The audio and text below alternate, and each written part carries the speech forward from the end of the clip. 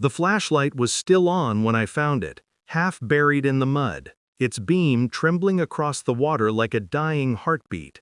I shouldn't have been there. Not at that hour, not with the fog pressed that thick against the trees, not after the sheriff told us to stay away. But the call came anyway. A whisper, no name, just 4 words.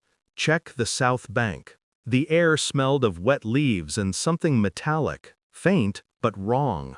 The marsh was too quiet, even for Blackwater County.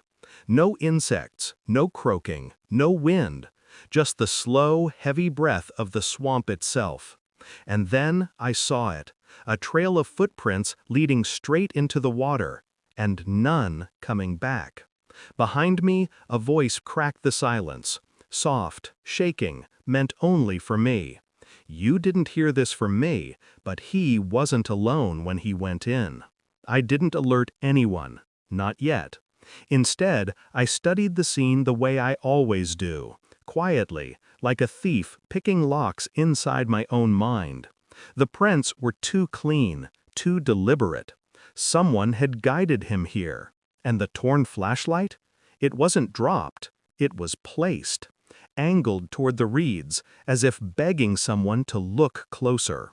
Emotion pushed up inside me, fear, maybe guilt, but logic kept me still. A shoe print half hidden behind a log, a snapped twig, a cigarette butt that didn't belong to the victim. The swamp wasn't the killer. Someone used it. By morning, the town was buzzing, stories about the alligator dragging a man under, about screams echoing across the marsh. People love monsters. They make blame easier. But when I spoke to the sheriff, his eyes slid away too quickly. When I visited the victim's wife, her hands shook at the wrong questions. And when I checked the trail camera near the water, the timestamp didn't match the time of the screams witnesses claimed they heard. The swamp wasn't lying. People were. Every truth I uncovered felt heavier than the last. Someone had moved through the reeds just minutes after the attack, leaving only a smear of mud on a metal gate, a gesture too careless for nature, too human for innocence. And there it was, that rising static in the air, the sense that whoever orchestrated this was watching me follow their trail, breath by breath. The breaking point came from a device nobody expected, the victim's old dash cam. It had been recording long before he reached the swamp. The footage was grainy, but the audio was clear.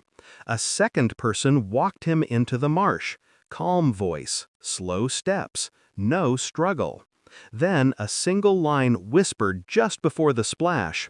It only works if they think the gator did it. I knew that voice. Everyone in town would know it too. The sheriff. No rage came, no shock, just a silence cold enough to make the truth settle like silt at the bottom of my chest. I didn't confront him alone. I didn't give him the satisfaction of panic or accusation. I simply handed the dashcam to the district investigator during the town meeting, right in front of the sheriff. No theatrics, just truth, played on a screen he never thought would survive the swamp. His face didn't crack. Not at first. But the room changed.